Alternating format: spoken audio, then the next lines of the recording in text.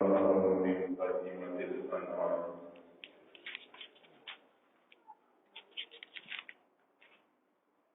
سبحان ربك رب العزة عما يصفون وسلام على المرسلين والحمد لله رب العالمين.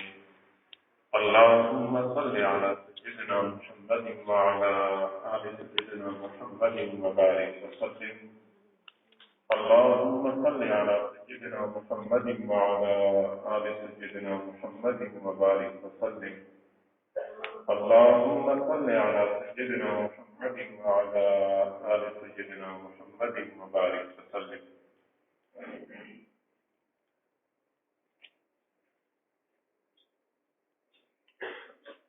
اقوام عالم کا یہ دستور ہے کہ جب ان میں سے کوئی بندہ کوئی کارنامہ انجام دیتا ہے تو قوم اس کو نوازتی ہے، ایوارڈ دیے جاتے ہیں، تمغے عطا کیے جاتے ہیں، یا قوم کے نام سے سڑکوں کے نام رکھے جاتے ہیں، پارکوں اور چوراہوں کو ان کے نام سے موسوم کر دیا جاتا ہے۔ قوم اعتراف کرتی ہے، قوم خراج تحسین پیش کرتی ہے اپنے افراد کے کارناموں کو۔ اللہ کے بندوں میں سے اگر کوئی بندہ بڑا کارنامہ سر انجام دے، اللہ تعالیٰ بھی اس بندے کو نوازتا ہے، لیکن اللہ رب العزت کے نوازنے کا انداز مختلف۔ وہ یہ کہ جس کا کام پسند آتا ہے تو اس کام کو قبولیت عطا فرماتے ہیں، اور وہی کام بعد میں آنے والی انسانیت میں رواج پکڑتا ہے۔ بعد میں آنے والی انسانیت میں اللہ تعالیٰ اس کام کو دوام عطا فرماتے ہیں۔ یہ اس کارنامے کی قبولیت کی نشانی ہوتی ہے۔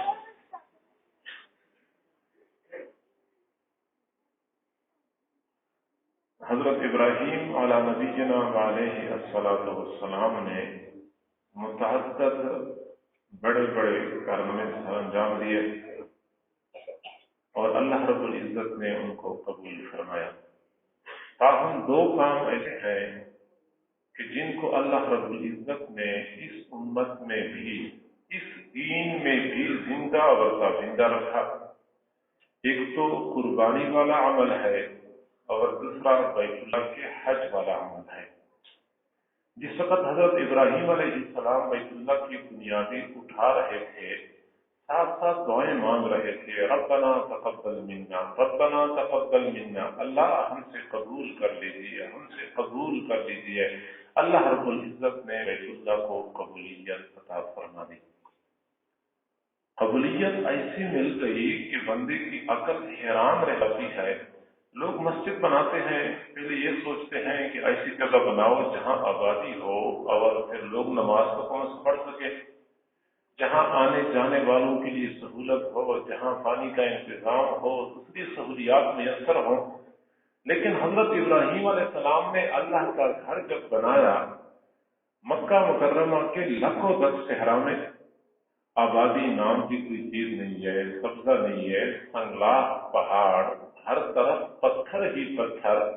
اللہ رب العزت کا حکم تھا، وہ بنا بھی رہے تھے، ساتھ ساتھ دعائیں مانگ رہے تھے، اللہ بنا تو میں رہا ہوں، تو میری محنتوں کو قبول فرما دے۔ تو اللہ رب العزت نے قبولیت عطا فرمائی، اور آج ہم دیکھتے ہیں کہ جیسے اعمال کے ساتھ اللہ رب العزت نے بیت اللہ اور مسجد حرام کو آباد کیا ہے، دنیا میں دوسری کوئی ایسی مسجد نہیں ہے۔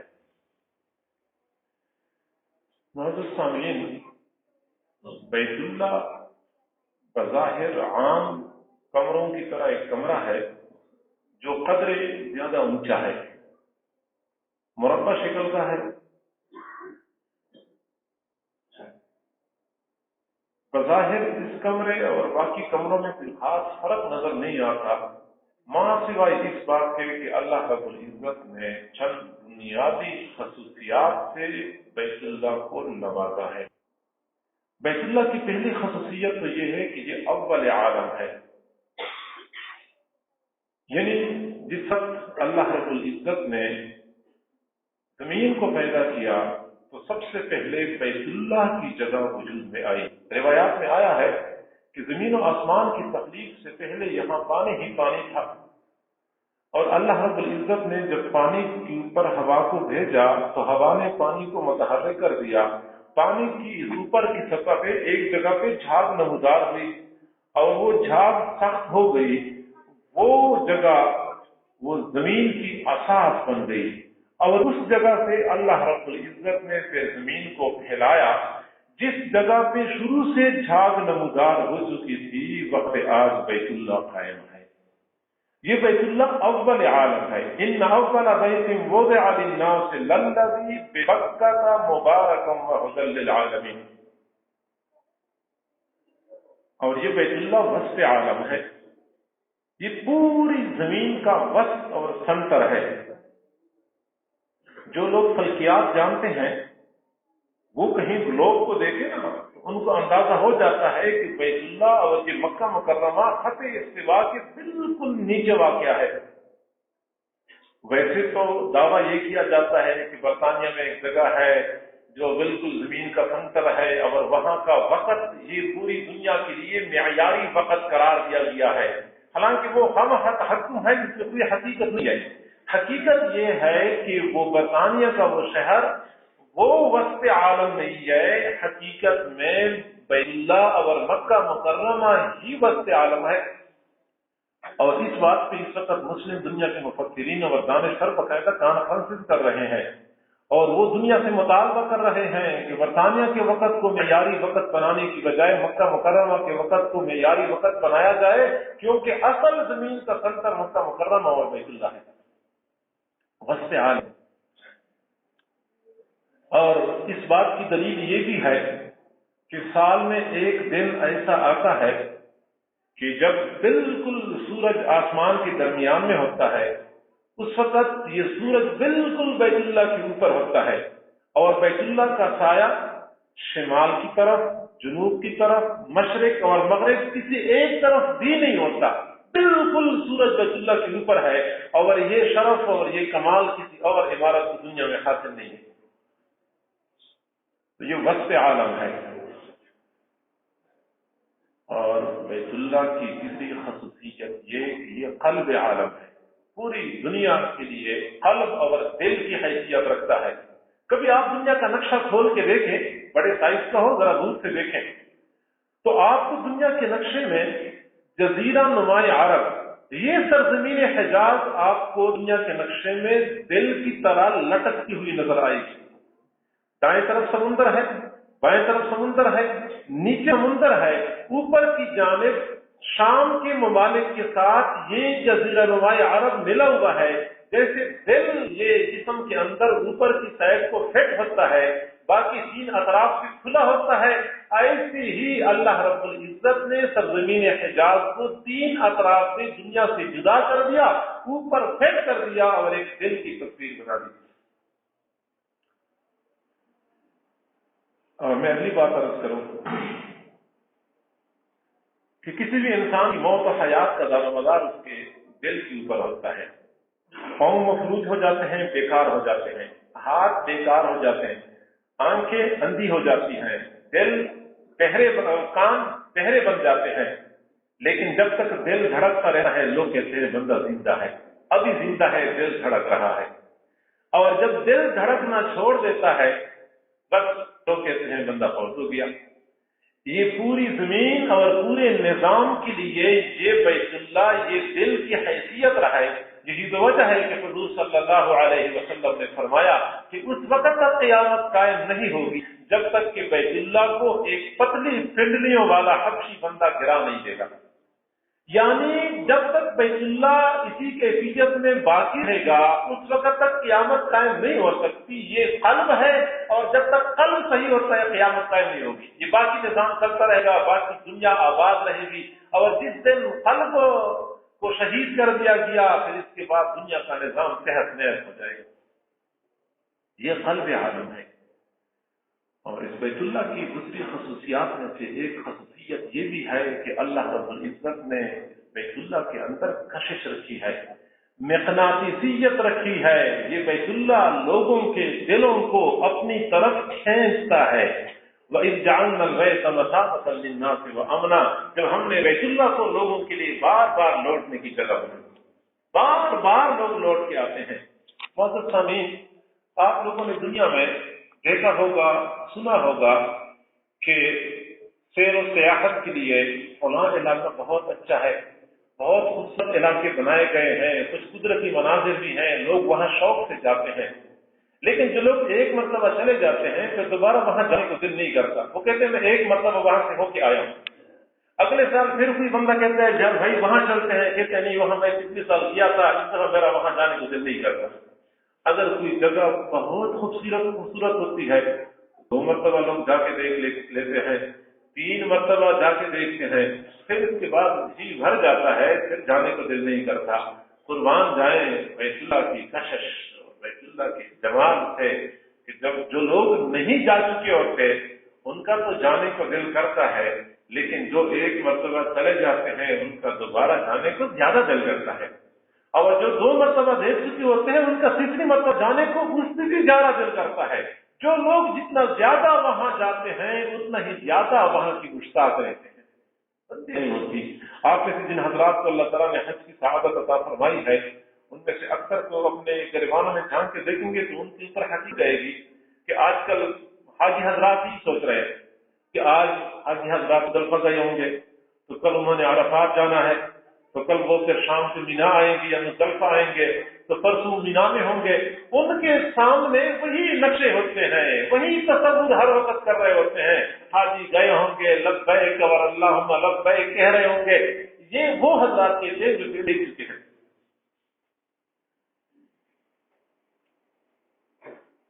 حضرت ابراہیم علیہ السلام نے جب بیت اللہ کی تعمیر مکمل کر لی، اللہ میں نے تو اپنا کام پورا کر لیا، آگے آواز کیسے ہوگا؟ اللہ نے فرمایا آواز لگاؤ کہ تو لوگ آئیں گے، آواز لگاؤ۔ عرض کی آواز کس کو لگاؤں؟ سامنے پتھر، پیچھے پتھر، بائیں پتھر، بائیں لوگ تو ہیں نہیں۔ فرمایا آواز لگانا آپ کا کام ہے، آگے پہنچانا میرا کام ہے۔ ابراہیم علیہ السلام نے پہاڑی پہ کھڑے ہو کے آواز لگائی، یا ایھا الناس ان اللہ کتب علیکم الحج، اے لوگو اللہ نے تمہاری اوپر حج لازم کر دیا ہے اور تم حج کرو۔ اللہ رب العزت نے ابراہیم علیہ السلام کی اس آواز کو دنیا کے کونے کونے میں پہنچایا، جو موجود تھے ان تک بھی آواز پہنچ گئی، اور جو عالم ارواح میں تھے ابھی نہیں آئے تھے دنیا میں ان تک بھی آواز پہنچی۔ علماء فرماتے ہیں کہ آواز تو ہر کسی کو پہنچی، لیکن جس نے آواز پہ لبیک کہا ہے اللہ تعالیٰ ان کو ضرور بیت اللہ کی دیدار عطا فرمائیں گے۔ اب جنہوں نے 1 مرتبہ لبیک کہا ان کو 1 مرتبہ دیدار نصیب ہوگا، جنہوں نے 2 مرتبہ کہا ہے ان کو 2 مرتبہ جانے کی توفیق ملے گی۔ اور ہمارے حضرت جی فرماتے ہیں کہ میرا تو خیال یہ ہے کہ بعض لوگوں کی روحیں تو اس وقت وجد میں آ گئی، اگر لبیک لبیک لبیک ہی پکارتے رہے، کیونکہ 1 مرتبہ نہیں، 2 نہیں، 10 نہیں، کلامہ بارہ 20 مرتبہ وہ لوگ جاتے ہیں، حج پہ وہ جا رہے ہوتے ہیں، عمرے پہ وہ جا رہے ہوتے ہیں، تو یہ لگتا یہ ہے کہ وہ تو وجد میں آ کی بس لبیک لبیک۔ چند سال پہلے کی بات ہے، حج کے موقع پر یمن اور اس حاجی کا انٹرویو شائع ہو گیا اخبارات میں۔ وہ حاجی صاحب بالکل عمر رسیدہ، ہڈیوں کا ڈھانچہ، پولیس والوں نے دیکھا تو کہنے لگے کہ حاجی صاحب یہ آپ کی عمر ہے حج کرنے کی؟ اگر آپ نے حج کرنا بھی تھا تو جوانی میں آتے، جس وقت آپ کی صحت صحیح تھی، صحیح حج کر لیتے۔ اب تو آپ کا حال یہ ہے کہ ٹھوکر لگے تو گر جاؤ گے، لوگ پاؤں تلے روند لیں گے۔ اس نے کہا کیا کروں، جوانی میں بھی حج ہے لیکن میں پھر حج پہ آیا ہوں۔ پولیس والوں نے کہا کہ جو جوانی میں 1 مرتبہ حج کر چکے ہو تو اب دوبارہ آنے کی کیا ضرورت تھی؟ تو جواب دیتا ہے بس جی دل کے ہاتھوں مجبور ہوں، مجبور ہو کے میں پھر حج کے آیا ہوں۔ انہوں نے پوچھا کہ آپ نے پہلا حج کب کیا تھا؟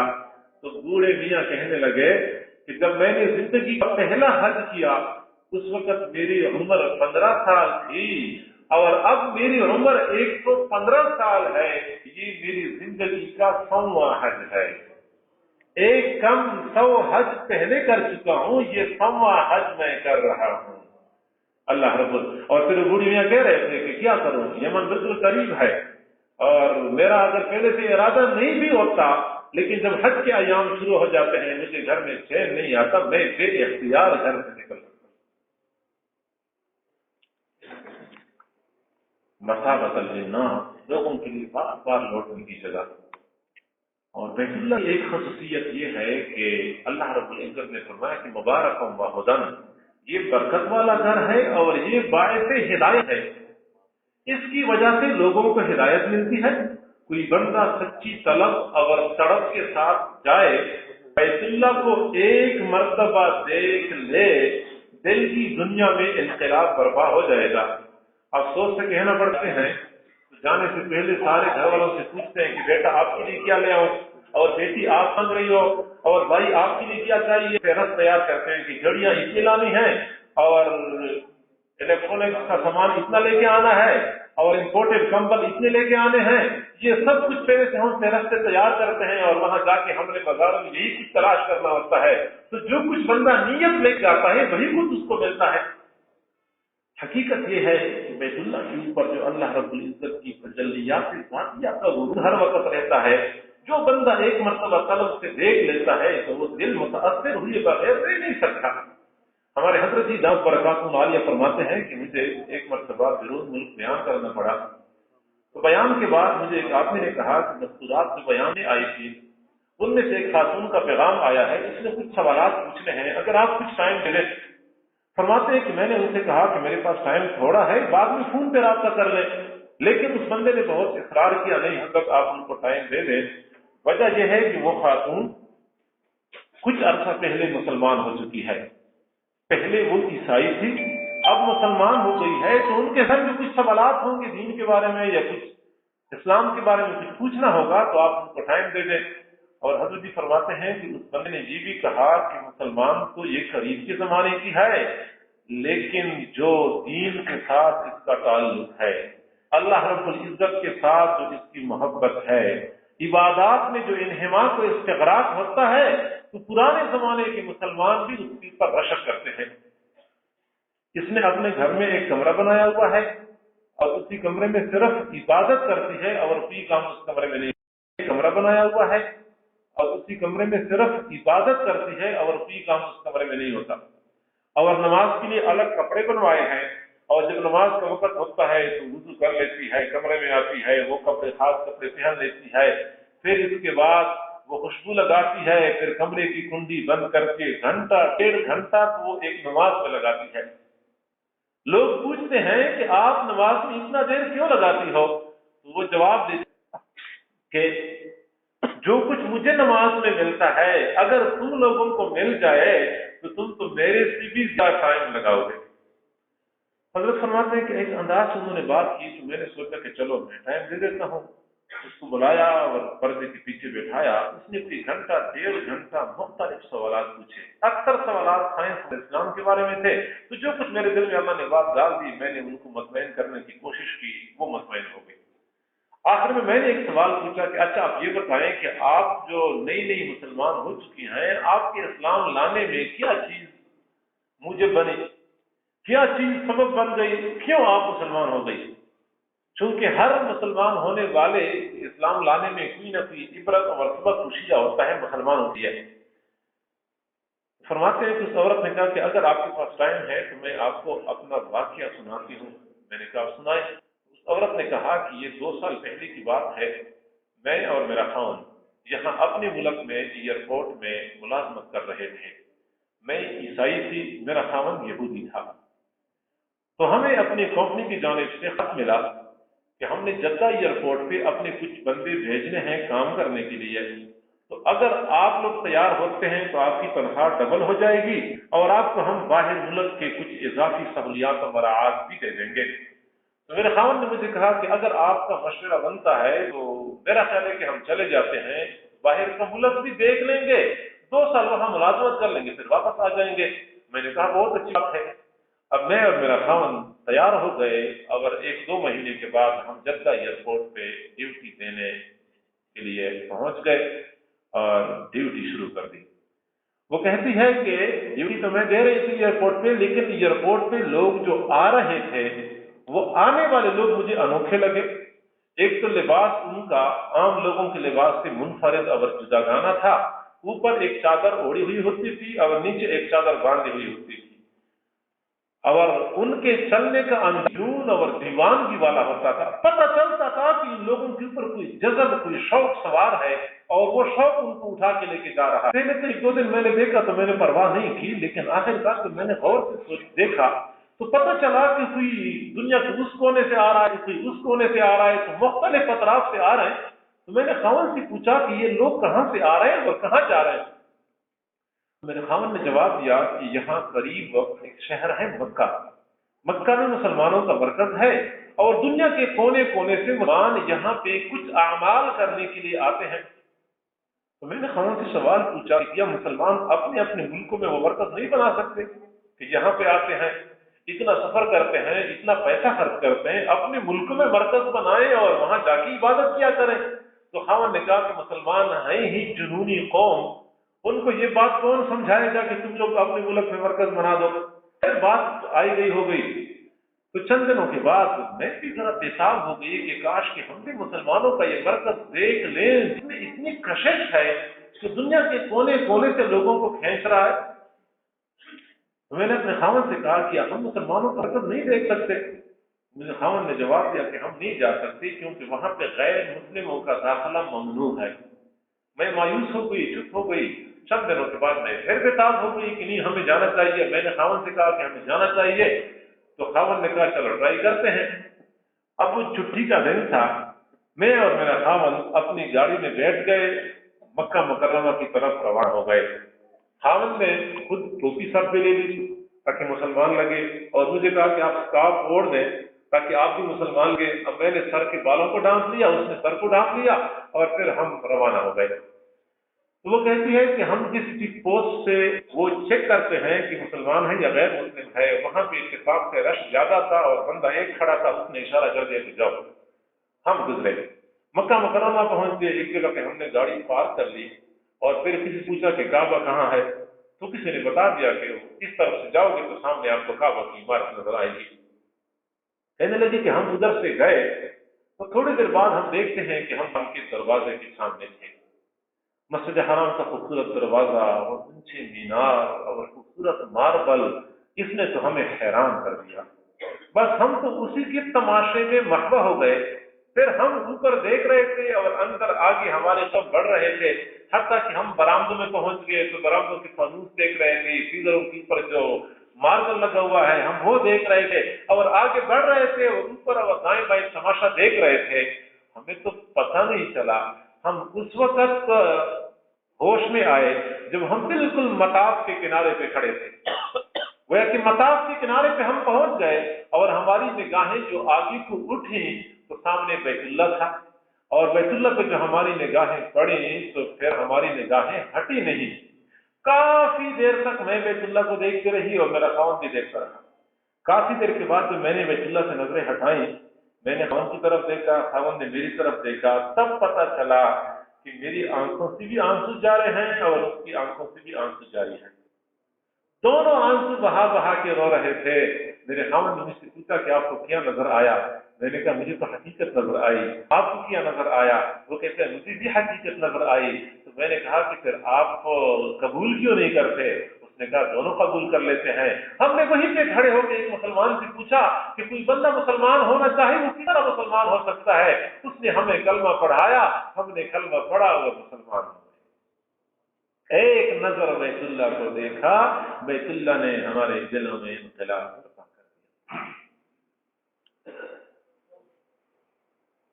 یہ ہدایت کا گھر ہے۔ تو ایک تو اللہ رب العزت نے حضرت ابراہیم علیہ السلام کی اس بیت اللہ کو فضیلت عطا فرمائی ہے۔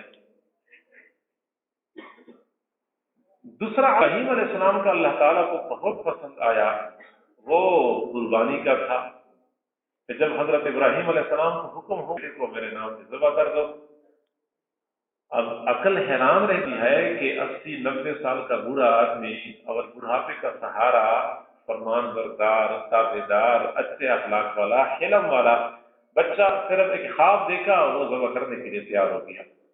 پروردگار ذوالجلال نے قرآن عظیم الشان میں جو قربانی کا واقعہ بیان فرمایا ہے، تو آخر میں اللہ تعالیٰ فرماتے ہیں ان ھذا لھو البلاء المبین۔ دنیا میں کالج یونیورسٹی کے طلباء جب پرچہ حل کرتے ہیں نا، واپس آتے ہیں تو لوگ پوچھتے ہیں کیسے رہا، تو جواب دیتے ہیں پرچہ بڑا مشکل تھا، پرچہ بڑا مشکل تھا۔ امتحان دینے والے تو اکثر شکوہ کرتے ہیں کہ پرچہ بڑا مشکل تھا، کمال تو یہ ہے کہ امتحان لینے والا کہہ دے کہ پرچہ میں نے بڑا مشکل آیا تھا۔ اللہ تعالیٰ فرماتے ہیں ان ھذا لھو البلاء المبین، بہت بڑا امتحان، بہت عظیم اور واضح امتحان تھا۔ امتحان لینے والا بھی کہتا ہے کہ پرچہ تھا تو مشکل، لیکن ابراہیم علیہ السلام نے 100% نمبر حاصل کر لیے، اور جب وہ کامیاب ہو گئے تو اللہ رب العزت فرماتے ہیں وَتَرَكْنَا عَلَيْهِ فِي الْآخَرِينَ، ہم نے ابراہیم علیہ السلام کی اس عمل کو بعد میں آنے والوں میں رواج عطا کر دیا، دوام عطا کر دیا۔ بعد میں آنے والے لوگ اس عمل کو زندہ و تابندہ رکھیں گے۔ اب بات سمجھیں کہ حضرت ابراہیم علیہ السلام دنیا سے تشریف لے گئے، بعد میں اور انبیاء کرام آئے۔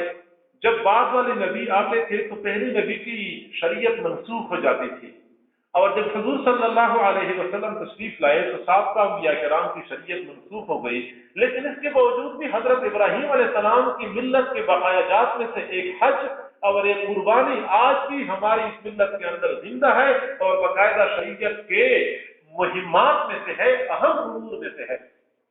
تو یہ دو اعمال کو اللہ تعالیٰ نے قبولیت عطا فرمائی، ایک بیت اللہ کو اللہ قبولیت عطا فرمائی، اور ایک اللہ رب العزت نے قربانی کو قبولیت عطا فرمائی۔ اور حقیقت یہی ہے کہ یہ امت میں تو اب بھی جنون کی حد تک آگے ہے۔ حج اور قربانی، یہ دانشور، یہ فلاسفر، یہ مفکرین جو مختلف چینلوں پہ آتے ہیں، لیکچر دیتے ہیں اور دین کے حلیے کو بگاڑتے ہیں، وہ 1000 مرتبہ سمجھائیں کہ ہر سال حج پہ جانے کی ضرورت نہیں ہے، لیکن یہ جنونی سمجھتے نہیں ہیں۔ وہ 1000 مرتبہ سمجھائیں کہ قربانی کرنے کی ضرورت نہیں ہے، قربانی کرنے کی بجائے نقد پیسے لوگوں میں تقسیم کر دو، پھر بھی یہ لوگ آمادہ نہیں ہوتے۔ قربانی کرتے ہیں اور شوق سے کرتے ہیں، اہتمام سے کرتے ہیں، امیر بھی کرتے ہیں، غریب بھی کرتے ہیں۔ امیر تو کم اہتمام کرتے ہوں گے، غریب زیادہ اہتمام کرتے ہیں۔ امیروں کا تو حال یہ ہے کہ کل عید ہے تو آج منڈی میں چلے گئے، پیسے ماشاءاللہ کافی ہوتے ہیں، جانور خریدا اور لے آیا تو دن ذبح کر لیا، کیا اہتمام ہوا؟ اہتمام تو غریب کرتے ہیں۔ ابھی عید میں 6 مہینے باقی ہوتے ہیں، 6 مہینے پہلے سے وہ پیسے بچانا شروع کر دیتے ہیں، بیوی سے کہتے ہیں کہ بس تنخواہ میں سے کچھ پیسے ہر مہینے بچایا کرو، آگے عید بھی آ رہی ہے، ہم نے قربانی کرنی ہے۔ تو جب قربانی کے قریب آتے ہیں تو کچھ پیسے پاس ہوتے ہیں اور کچھ کم ہوتے ہیں تو کسی سے قرضہ لیتے ہیں، اور جب عید گزر جاتی ہے تو سال کے باقی 6 مہینے وہی قرضہ اتارتے رہتے ہیں۔ ہر مہینے کچھ نہ کچھ پیسے بچاتے ہیں تاکہ ہم وہ قربانی کا قرضہ اتاریں۔ یہ ہے غریبوں کا حال۔ کئی غریب ایسے ہوتے ہیں جو سمجھتے ہیں کہ عید کے موقع پہ تو جانور خریدنا بہت مشکل ہے، لہذا ہم اپنے ہی جانور پالتے ہیں، تو سال کی شروع سے اپنے ہی جانور پالتے ہیں۔ یہ اہتمام ہے جو غریب لوگ کرتے ہیں۔ میں بات عرض کر رہا تھا کہ امیر بھی قربانی کرتے ہیں، غریب بھی کرتے ہیں، دیندار اور نیک بھی کرتے ہیں، گناہگار بھی کرتے ہیں۔ معزز سامعین، کتنے لوگ ایسے ہوتے ہیں کہ پورے سال میں ایک مرتبہ بھی مسجد میں داخل نہیں ہوتے۔ نماز تو بہت اہم فریضہ ہے، لیکن اس کے باوجود بھی وہ نماز نہیں پڑھتے، وہ قربانی کریں گے۔ وہ روزہ نہیں رکھتے، وہ قربانی کریں گے۔ وہ حلال اور حرام کا فرق نہیں کرتے، قربانی پھر بھی کرتے ہیں۔ وجہ کیا ہے؟ تبھی تک اللہ رب العزت نے لوگوں کے دلوں میں حضرت ابراہیم علیہ السلام کی اس سنت کی محبت ڈالی ہے۔ ہر بندہ قربانی کرتا ہے، نمازی بھی کرتے ہیں، بے نمازی بھی کرتے ہیں، روزے دار بھی کرتے ہیں، بغیر روزے والے بھی کرتے ہیں، باپردہ خواتین بھی کرتی ہیں، بے پردہ خواتین کے اوپر جو لازم ہوتی ہے وہ بھی قربانی کرتی ہیں۔ اللہ رب العزت نے لوگوں کے دلوں میں اس قربانی کی محبت ڈال دی ہے۔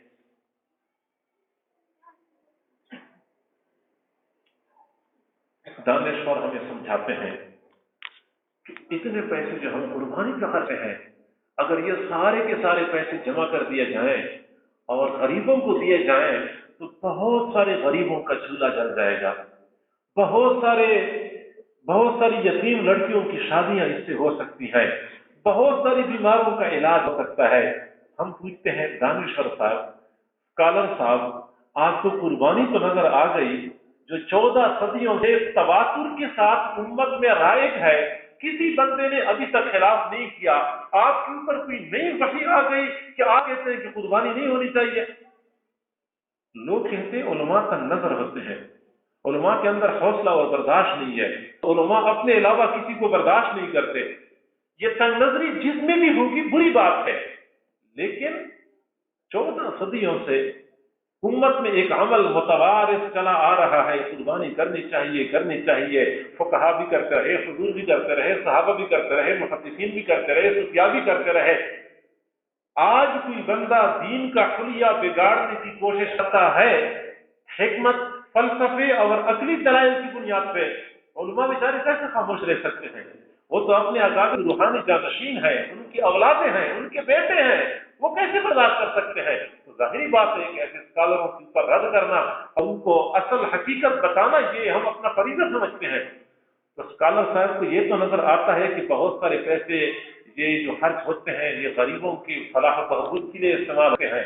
ہم کہتے ہیں اسکالر صاحب آپ کو یہ تو نظر آتا ہے، آپ کو یہ نظر نہیں آتا قوم روزانہ جو کش پہ کش لگاتی ہے اور روپیہ دھوئے کے ساتھ اڑاتی ہے، کبھی آپ نے قوم کو یہ سمجھانے کی کوشش نہیں کی ہے؟ اگر اعداد و شمار کا سہارا لیا جائے تو حقیقت کھلتی ہے کہ مہینے میں یہ قوم جو سگریٹ نوشی پہ پیسہ خرچ کرتی ہے وہ پیسہ کروڑوں میں نہیں، یہ اربوں تک حساب جا پہنچتا ہے۔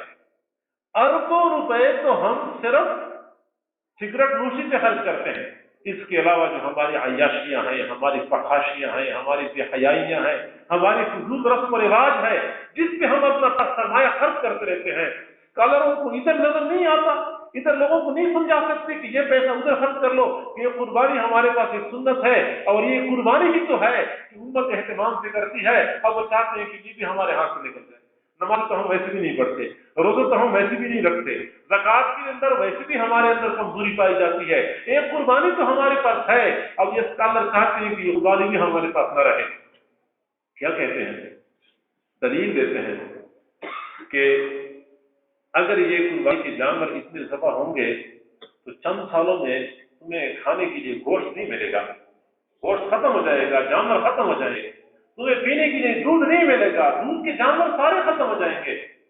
ہم پوچھتے ہیں کہ اسکالر صاحب یہ بات تو آپ 30 سالوں سے کہہ رہے ہیں کہ گوشت ختم ہو جائے گا تو دودھ ختم ہو جائے گا، نہ گوشت ختم ہوا نہ دودھ ختم ہوا۔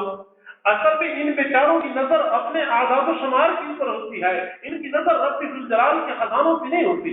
آسان سی سمجھنے والی بات ہے، ایک بکری 5 مہینے بعد ایک بچہ دیتی ہے، ایک دیتی ہے یا 2 دیتی ہے، حد ہو جائے تو 3 دے دیتی ہے، بہت کم ایسا ہوتا ہے کہ بکری 4 بچے دیتی ہے، اکثر 1 اور 2 کا سلسلہ ہوتا ہے، 5 مہینے بعد، اور ایک کتیا 40 دن کے بعد 1 درجن سے زیادہ بچے دیتی ہے۔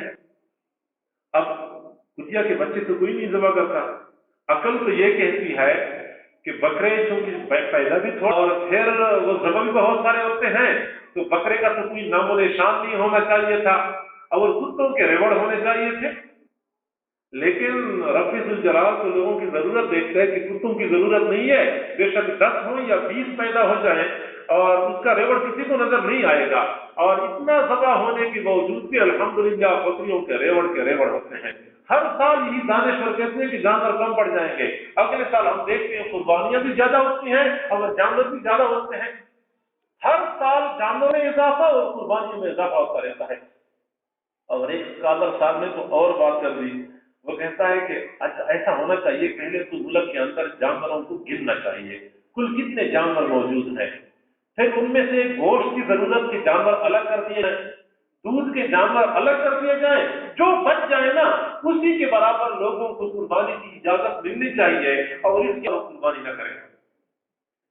اور ایک بڑے دانشور میں سے بڑا فقیہانہ انداز اختیار کر لیا، وہ دانشور کہتا ہے کہ میرا تو فتویٰ یہ ہے کہ ہمارا پورا ملک چونکہ مقروض ہے جب ملک مفروض ہو گیا تو افراد مفروض ہو گئے، جب افراد مفروض ہو گئے تو ہم میں سے کسی کے اوپر بھی قربانی واجب نہیں ہے۔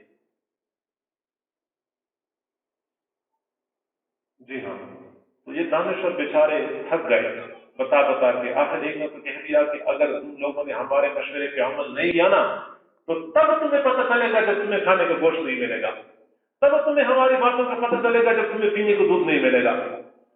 اور یہ امت ایسی ہے کہ دانشوروں سے پتہ چلے گا جب تمہیں پینے کو دودھ نہیں ملے گا، اور یہ امت ایسی ہے کہ دانشوروں سے کہنے میں نہیں آتی۔ ماشاء اللہ، اس سے بھی زیادہ بڑھ چڑھ کے لوگ قربانی میں حصہ لیتے ہیں۔ وجہ یہ ہے کہ پروردگار ذوالجلال نے حضرت ابراہیم علیہ السلام کی اس قربانی کو قبول کیا تھا اور آنے والے لوگوں میں اس قربانی کو رواج اور دوام عطا کیا تھا۔ معزز سامعین، ہمیں چاہیے کہ ہم حج کے بارے میں تو اپنے دل میں تڑپ رکھیں۔ اگر کسی کو اللہ تعالیٰ نے استطاعت عطا فرمائی ہے تو وہ تو اگلے سال بالکل تاخیر نہ کرے، بالکل تاخیر نہ کرے، اور جن کو استطاعت نہیں ملی کم از کم دل میں یہ طلب تو ہونی چاہیے، یہ طلب تو ہونی چاہیے کہ ہم بھی ایک مرتبہ بات کا زمین دیکھ لیں، ہم بھی ایک مرتبہ بیت اللہ کا دیدار کر لیں، گنبد خضرا کا دیدار کر لیں۔ یہ طلب اور تڑپ دل میں ہونی چاہیے۔ اور یہ بات یاد رکھیں، ہم تو یہ سمجھتے ہیں کہ حج کا تعلق مال کے ساتھ ہے، جبکہ حقیقت یہ ہے کہ حج تعلق مال سے نہیں ہے بلکہ اعمال سے ہے، اعمال سے ہے۔ اللہ تعالیٰ بندے کی قلبی کیفیت کو دیکھتا ہے، جس میں سڑک نظر آتی ہے خود بخود اس کے لیے راستے کھول دیتا ہے۔ حضرت مولانا حسین احمد مدنی رحمۃ اللہ علیہ مالی اعتبار سے تنگ دست تھے اور حرم شریف جانے کے لیے کوئی اسباب مہیا نہیں تھے۔ ان کی اہلیہ کا بیان ہے کہ بارہا ایسا ہوتا تھا کہ جب حج کے ایام آتے تو حضرت اپنے گھر میں دسترخوان پہ بیٹھے ہوتے، کھانے کے لیے روٹی اٹھا چکے ہوتے، پھر اچانک فرماتے کہ ہم یہاں بیٹھے ہیں، معلوم نہیں عشاء کیا کر رہے ہوں گے، ہم تو یہاں بیٹھے کھانے کھا رہے ہیں، معلوم نہیں عشاء کیا کر رہے ہوں گے۔ وہیں پہ روٹی چھوڑ دیتے اور گھر سے باہر نکل جاتے، بے تاب ہو جاتے، بے قرار ہو جاتے۔ کئی مرتبہ ایسا ہوتا کہ باہر سے اندر آتے، پتہ نہیں اس وقت عشاء کیا کر رہے ہوں گے، پھر گھر سے باہر نکل جاتے، چین نہیں آتا تھا۔ رب ذوالجلال کو حضرت مدنی کی یہ ادائیں پسند آ گئی، پروردگار ذوالجلال نے ان کے لیے حرمین کا دروازہ کھول دیا۔ ایسا پھر دروازہ کھلا، ایک نہیں، دو نہیں، 3 حج نہیں، متواتر 18 سال تک مسجد نبوی میں منبر رسول پہ روضۃ الرسول کے سامنے احادیث رسول کا درس دیا کرتے تھے۔ عرب کے بڑے بڑے مشائخ، بڑے بڑے محدثین ان کے درس میں شریک ہو جایا کرتے تھے۔ ہم جب حدیث پڑھتے ہیں ہم کہتے ہیں عن ابی ہریرہ رضی اللہ عنہ قال قال رسول اللہ صلی اللہ علیہ وسلم۔ حضرت مدنی رحمۃ اللہ علیہ جو حدیث پڑھایا کرتے تھے فرماتے تھے عن ابی ہریرہ رضی اللہ عنہ قال قال صاحب هذا القبر صلی اللہ علیہ وسلم۔ حاضر قبر کی طرف اشارہ کرتے تھے، اس قبر والے نے فرمایا ہے، اس انداز سے وہ حدیث کا درس دیا کرتے تھے۔ اللہ کو یہ امر آیا۔ اب اندازہ لگائیں، حضرت مدنی رحمۃ اللہ علیہ پیدا ہوئے ہندوستان میں، پلے بڑے ہندوستان میں، خیش قبیلہ ہندوستان میں، وفات پائی ہندوستان میں، دفن ہوئے ہندوستان میں، لیکن آج بھی کوئی بندہ حضرت مدنی کا نام لیتا ہے تو سارے لوگوں کو پتہ ہے کہ اس سے مراد حضرت مولانا حسین احمد مدنی رحمۃ اللہ علیہ۔ یہ نسبت نصیب ہو گئی، نسبت قائم ہو گئی۔ تو حج کے بارے میں دلوں میں طرف ہونی چاہیے۔ حضرت رحمۃ اللہ علیہ کا طریقہ یہ تھا کہ جب حج میں کوئی بندہ جاتا تھا ان کو پتہ چل جاتا تو یہ اپنے گھر سے نکلتے اور حاجی صاحب کے پاس گھر میں پہنچ جاتے، ان کو دعاؤں کے بارے میں کہتے اور حضور علیہ السلام کی خدمت میں سلام بھیجتے، اور جب حاجی صاحب گھر سے نکلتے تھے حج پہ جانے کے لیے تو یہ بھی ساتھ نکل پڑتے تھے، دور تک ان کو رخصت کیا کرتے تھے۔ کئی میل دور ان کو پتہ چلتا کہ فلاں بندہ حج پہ جا رہا ہے، یہ وہاں پہنچ جاتے، اور حج کے بعد پتہ چلتا کہ حاجی حضرات واپس آ گئے تو پھر پہنچ جاتے، ان حج کے احوال کے بارے میں پوچھتے، حالات پوچھتے، ان سے دعاؤں کی درخواست کرتے۔ ایسی بے تابی اور ایسی بے قراری ہوا کرتی تھی۔ حرم پاک کے رہروان پاک نفس، حرم پاک کے رہروان پاک نفس، حضور پاک سے میرا سلام کہہ دینا۔ جب آپ حضور کی خدمت میں سلام ہو جائے تو یار صدق سے میرا سلام کہہ دینا۔ وہاں سے ہٹ کے ذرا جانب و قدم بڑھ کر امیر ناطے کے حق کو سلام کہہ دینا، نبی کے روضہ اقدس پہ رہتے ہیں جو ملک، انہی بھی شوق و ادب سے سلام کہہ دینا۔ مدینہ پاک کی گلیوں میں جب ہو تیرا گزر، نبی کے نقش قدم کو سلام کہہ دینا۔ مدینہ پاک میں جو خوش نصیب رہتے ہیں وہ سب حبیب ہیں، سب سے سلام کہہ دینا۔ سگے حرم سے بھی کہنا نبی تھا، سگے حرم سے بھی کہنا ندیم کہتا تھا، سگے حرم سے بھی میرا سلام کہہ دینا۔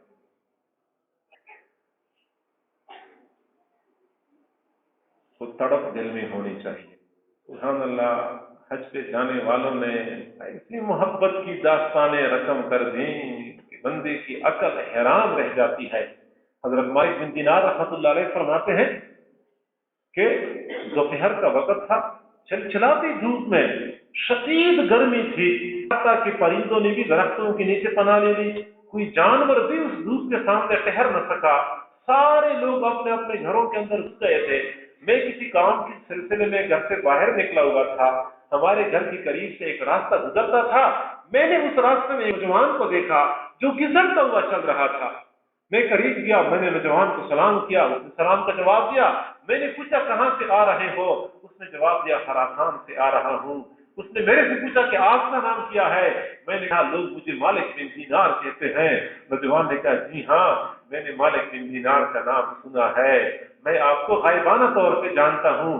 میں نے پوچھا بھائی آپ کہاں جا رہے ہیں؟ اس نے جواب دیا میں حج کرنے جا رہا ہوں۔ میں نے پوچھا کہ حج کرنے میں تو ابھی 6 مہینے باقی ہیں، آپ ابھی سے کیوں جا رہے ہیں؟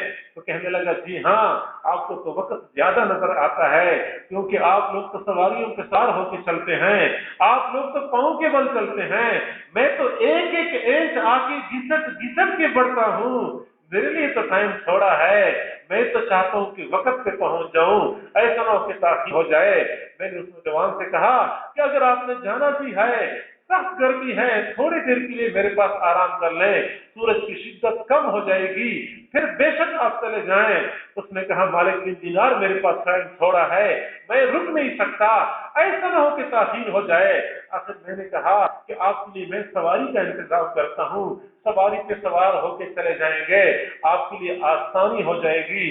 اس نوجوان نے کہ مالک بن دینار میں نے تو آپ کی بڑی تعریفیں سنی تھی، لیکن آپ نے تو مجھے مایوس کر دیا۔ آپ مجھے بتائیں کہ ایک بندہ کسی آقا کا غلام ہوتا ہے، نافرمان اگر باغی اور بگڑا ہوا غلام ہوتا ہے، اگر وہ اپنے آقا کو راضی کرنے کے لیے جاتا ہے تو سواری پہ سوار ہو کے شان و شوکت کے ساتھ جانا اچھا لگتا ہے، یا وہ عاجزی کے ساتھ چلے تجھے اچھا لگتا ہے؟ مالک بن دینار فرماتے ہیں نوجوان نے مجھے لاجواب کر دیا، اس نے مجھے سلام کیا اور آگے چل پڑا۔ میں کافی دیر تک پیچھے سے اس کو دیکھتا رہا، وہ ریت کے ٹیلوں میں گھسٹتا ہوا آگے جا رہا تھا، حتیٰ کہ میری نگاہوں سے اوجھل ہو گیا۔ میں واپس چلا آیا۔ اتفاق کی بات ہے کہ اس سال میرا بھی حج جانے کا پروگرام بن گیا، میں حج پہ چلا گیا، میں طواف سے فارغ ہو گیا، سعی سے فارغ ہو گیا، آگے ہم عرفات کی طرف چل پڑے، عرفات سے مزدلفہ آ گئے، مینا میں آ گئے، 10 ذی الحجہ کا دن تھا۔ مینا کے میدان میں نے ایک جگہ پہ لوگوں کو جمع ہوا دیکھا، لوگ ایک جگہ پہ جمع ہو چکے تھے۔ میں نے لوگوں سے پوچھا کہ یہاں لوگ کیوں جمع ہو چکے ہیں؟ بتانے والے نے بتایا مجمع لگا ہوا ہے، مجمع کے درمیان میں ایک نوجوان ہے، آنکھیں بند ہیں، دائیں بائیں سے بالکل بے خبر ہے، رب ذوالجلال کے ساتھ محبت کی عالم میں عجیب و غریب باتیں کر رہا ہے، لوگ تو اس کی باتیں سننے کے لیے کھڑے ہیں۔ فرماتے ہیں میں نے بھی درمیان میں راستہ بنایا، میں اس کے پاس پہنچا، کیا دیکھتا ہوں وہی نوجوان تھا جسے میں نے اپنے 6 مہینے پہلے اپنے شہر کے قریب سے گھسٹتا ہوا دیکھا تھا۔ وہ نوجوان دونوں آنکھیں بند ہیں، ادھر ادھر سے بالکل بے خبر ہے، رب ذوالجلال سے عجیب و غریب باتیں کر رہا ہے۔ باتیں کرتے کرتے وہ نوجوان کہنے لگا اللہ تجھے تو پتا ہے دنیا کے کونے کونے سے لوگ تجھے منانے آئے ہیں، کالے بھی آئے ہیں، گورے بھی آئے ہیں، عربی بھی آئے ہیں، اجمی بھی آئے ہیں، کوئی گھوڑے پہ سوار ہو کے آیا ہے، کوئی اونٹ پہ سوار ہو کے آیا ہے، کوئی پیدل چل کے آیا ہے۔ اللہ تجھے تو پتا ہے میں تو ایک ایک چھپا گھسٹ کے چل کے آیا ہوں۔ अल्लाह कि मैंने इसी माजूर जिस्म के साथ घिसट के बैतुल्लाह का तवाफ कर लिया, सफा मरवा के दरमियान साये कर ली। लोग जब मुज़दलिफा की तरफ जा रहे थे, मैं भी उनकी पीछे पीछे जमीन के ऊपर घिसटता हुआ जा रहा था। वहां से लोग अराफात की तरफ चल पड़े, मैं वहां पे घिसटता चला गया। अल्लाह अब जब लोग मीना में आ गए, तू तो अल्लाह देख रहा है, कोई ऊंट ज़बा कर रहा है, कोई बैल ज़बा कर रहा है, कोई बकरा ज़बा कर रहा है, लोग जानवरों की कुर्बानी पेश कर रहे हैं। मेरे मौला तुझे तो पता है कि मेरे पास मेरे इस नातवा जान के अलावा और कुछ भी नहीं है जिसकी कुर्बानी मैं पेश कर सकूं। अल्लाह मैं अपने नातवा जान की कुर्बानी पेश करता हूं, मेरी इस कुर्बानी को कबूल कर लीजिए। मालिक बिन दीनार फरमाते हैं, उस नौजवान ने एक चीख मारी, गिर पड़ा, मैं लपका, मैंने उसको उठाया, पता चला कि रूह परवाज़ कर चुकी है। रब्बी जुल जलाल ने उसकी कुर्बानी को कबूल कर लिया है। तो हमें सोचना चाहिए कि कैसी मोहब्बत वालों ने मोहब्बत की दास्तानें रकम कर रखी हैं। आज इस बात की जरूरत है कि हम कम से कम हज पे जाने के लिए अपने दिल में सड़क तो रखें, और जिसको अल्लाह ताला ने इस्तिताअत अता फरमाई है वो अपनी इस्तिताअत के मुताबिक हज पे जाने की तैयारी भी कर ले। तो एक तो ये हज की कबूलियत, दूसरा फिर कुर्बानी। मोअज़्ज़िज़ सामीन, आप देखते हैं कि कुर्बानी के जानवर जब लोग खरीदते हैं तो घर में तो बहुत सारे जानवर होते हैं, बकरा होता है कुर्बानी का, लेकिन उसी घर में दूध देने वाली बकरी भी होती है। अब हक तो ये बनता है कि दूध देने वाली बकरी का ज्यादा ख्याल रखा है, अच्छी ग़िज़ा उसको खिलाई जाए, लेकिन जब कुर्बानी का बकरा घर में जब तक खड़ा होता है, बाकी तमाम जानवर ग़िज़ा के एतबार से खार हो रहे होते हैं, सारी ग़िज़ा कुर्बानी का बकरा खाता है। बैल खड़ा होता है कुर्बानी का, गाय दूध देती है, लेकिन गाय के चारे में, गाय की ग़िज़ा में तो कमी लाई जाती है, कुर्बानी के बैल की ग़िज़ा में कमी नहीं लाई जाती। वजह क्या है? बैल तो वही है, बकरा तो वही। बकरे और बैल को हजरत इब्राहीम अलैहिस्सलाम की कुर्बानी के साथ निस्बत हासिल हो चुकी है, इसलिए ये लोग इसकी कदर करते हैं। अपनी आंखों से देखा है, नौजवान बंदे ने बकरे को पकड़ा हुआ था और उसके मुंह में जबरदस्ती पेप्सी की बोतल डाल रहा था। कुर्बानी बकरों को लोग पेप्सी पिलाते हैं, लोग बर्फी खिलाते हैं, लोग फल खिलाते हैं। वजह यह है कि अल्लाह ताला ने हजरत इब्राहीम अलैहिस्सलाम की वो कुर्बानी कबूल की थी, लोगों के दिलों में उसकी मोहब्बत डाल दी है। हमें चाहिए कि हम कुर्बानी करें और शौक के साथ कर लिया करें। हजरत हुजूर अलैहिस्सलाम ने सहाबा किराम को फरमाया था, जीबू बिहा नफ्सा, अपने दिलों को खुश कर लिया करो, दिल की खुशी के साथ कुर्बानी कर लिया करो। कोई तंगी नहीं होनी चाहिए दिल में, नुमाइश और रिया का मसला नहीं होना चाहिए। खालिस अल्लाह की रजा के लिए बंदा दिल की खुशी से कुर्बानी करे, अपने लिए भी करे, और अगर अपने अजीज़ो अकारिब में से कोई फौत हो चुका है तो उनके लिए भी कुर्बानी कर सकते हैं। वालिद साहब फौत हो गए हैं, वालदा फौत हो गई है, दादा और दादी फौत हो गए हैं, नाना और नानी फौत हो गए, उनके लिए भी कुर्बानी कर सकते हैं। बल्कि इस्तिताअत वालों को चाहिए कि उनके लिए कुर्बानी करें। हाँ, मैं एक मसला आपसे अर्ज कर दूं, ये कि जब जिंदा लोग कुर्बानी करते हैं तो जिंदा के लिए एक बंदे के लिए एक कुर्बानी होती है, एक कुर्बानी दो बंदों के लिए नहीं हो सकती कि एक छोटा जानवर है, बकरा है, तो वो दो बंदे मुश्तरका कर लें, या गाय का एक हिस्सा है और वो दो बंदे एक हिस्सा मुश्तरका कर लें। नहीं, जिंदा हो तो एक कुर्बानी दो बंदों के लिए काफी नहीं हो सकती, और अगर मुर्दा है, मुर्दों की सारे सवाब के लिए कुर्बानी करनी है तो बेशक आप दो बंदों के लिए इकट्ठी एक कुर्बानी कर लें या 10 बंदों के लिए कर लें। कई मतलब लोग सोचते हैं कि मैं एक कुर्बानी कर सकता हूँ, दो नहीं कर सकता, तो वालिद के लिए कर लूं या वालदा के लिए कर लूं। वो ये समझते हैं कि शायद एक बंदे के लिए हो सकती है, हालांकि ये दोनों के लिए हो सकती है, बल्कि 100 बंदों के लिए भी हो सकती है।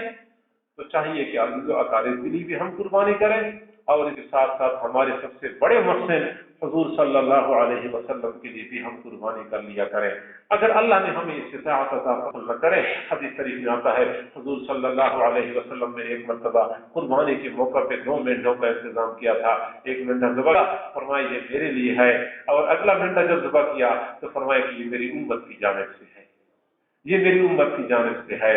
आज से 1400 साल पहले हुजूर सल्लल्लाहु अलैहि वसल्लम ने हमारे लिए कुर्बानी की थी, तो हक पहुंचता है कि हम भी उनके लिए कुर्बानी करें। ये मोहब्बत के तकाजे हैं, ये वफा के तकाजे हैं, ये तकाजे पूरे करने होते हैं। अल्लाह ने साथ अता फरमाई है तो क्या हो गया अगर 8-10 हज़ार रुपए सलाम की मोहब्बत की बुनियाद पे वो खर्च करता है, उम्मीद की जाती है कि क़यामत के दिन सलाम सामने नसीब होगी। जहां तक कुर्बानी के निसाब का मसला है तो मुख्तसर नशिस्त में पूरी बात समझानी ये तो मुश्किल है। हाँ, एक बात मैं खुलासे के तौर पे अर्ज करूं कि ज़कात का निसाब और है और कुर्बानी का निसाब और है। मलियत तो वही 52.5 तोले चांदी है, मलियत तो वही है, लेकिन मिल्कियत में जो अशिया होती हैं उनकी हैसियत में फर्क आ जाता है। मसलन घर में जरूरत से ज़ायद चीजें जो होती हैं, टेलीविजन है, वीसीआर है या टेप रिकॉर्ड है, जरूरत से जायद, बल्कि जरूरत से जायद चीजें ही तो होती हैं, या जरूरत से जायद मोबाइल पड़े हैं, जरूरत से जायद मोटरसाइकिल है या गाड़ी खामखा खड़ी है, ये या 3 जोड़ों से ज्यादा कपड़े होते हैं, या ऐसे बर्तन होते हैं जो साल भर में एक मर्तबा भी इस्तेमाल नहीं होते, या डेकोरेशन पीस होते हैं। ये चीजें जब ज़कात में हिसाब लगाते हैं तो इनमें ज़कात नहीं होती, लेकिन कुर्बानी के निसाब में इनको हिसाब करना होता है। तो लिहाजा जिन हजरात के घरों में ये सामान है और वो सामान 52.5 तोले चांदी की कीमत तक पहुंचता है, ये सामान भी है, नकद पैसे भी हैं, सोना चांदी भी है, बैलेंस भी है, सामान तिजारत भी है, ये अगर 52.5 तोले चांदी को कीमत पहुंचती है तो फिर वो बंदा साहिब निसाब कुर्बानी लाजिम है। खवातीन को भी बात समझनी चाहिए कि अगर उनके पास सोना और चांदी दोनों मुश्तरक है तो फिर चांदी के निसाब का हिसाब लगाया जाएगा। सोना भी 1 तोला है और चांदी 1 तोला है, तो अगर हम कीमत को हिसाब लगाएंगे तो दोनों की मालियत 52.5 तोले चांदी तक पहुंचती है, तो ऐसी खातून के ऊपर कुर्बानी वाजिब है। या सोना है अगर कुछ नकद पैसे हैं, या सोना है अगर जरूरत से ज्यादा सामान घर में मौजूद है, जोड़े 3 से ज्यादा हैं, या जूते 3 से ज्यादा हैं, या फिर टेलीविजन वीसीआर है, या इलेक्ट्रॉनिक्स का से ज्यादा घर के अंदर पड़ा हुआ है, ये सारा कुछ हिसाब किया जाएगा। और अगर आपको मुख्तसर अल्फाज में ये बात समझ में नहीं आई तो कोई बात नहीं है, अल्हम्दुलिल्लाह उलमा मौजूद हैं, मुफ्तियान एजाम मौजूद हैं। मुफ्तियान एजाम के नंबर आपके पास होने चाहिए कि आप किसी भी वक्त उनसे मशवरा कर सकते हैं, मसला पूछ सकते हैं। मुफ्तियान एजाम से आप लोग मसला पूछें, उलमा से मसला पूछें और अपनी कैफियत उनको बताएं कि मेरे ऊपर कुर्बानी वाजिब है या नहीं है। खास तौर पर खवातीन से मेरी गुजारिश है कि वो इसमें गफलत न करें। खवातीन परेशान हो जाती है कि मेरे पास सोना तो है लेकिन नकद पैसे नहीं है, तो कुर्बानी कहां से करूं? कुर्बानी के लिए मुझे सोना बेचना पड़ेगा। तो जो कुछ है अल्लाह ताला की दी हुई मालियत आपके पास है, सोना भी तो अल्लाह का दिया हुआ है, जरूरत से जायद सामान भी तो अल्लाह का दिया हुआ है। अगर अल्लाह रब्बुल इज्जत का आपसे मुतालबा है तो फिर आपको कुर्बानी करनी पड़ेगी। हाँ, आप किसी से कर्ज लें या फिर आप सोना बेचें, कुर्बानी आपके ऊपर लाजिम है। तो तफसीली मसाइल फिर आप लोग उलमा से और मुफ्तियान से पूछ सकते हैं। बहरहाल मैं ये बात अर्ज कर रहा था कि कुर्बानी और हज ये इब्राहीम अलैहिस्सलाम की मिल्लत के बकाया जात में से हैं, जो आज भी हमारे इस मिल्लत के अंदर जिंदा हैं और इनको दवाम अल्लाह ताला ने अता फरमाया है। अल्लाह ताला हम सबको समझने और अमल करने की तौफीक अता फरमाए। व आखिर दावाना अनिल हम्दुलिल्लाहि रब्बिल आलमीन।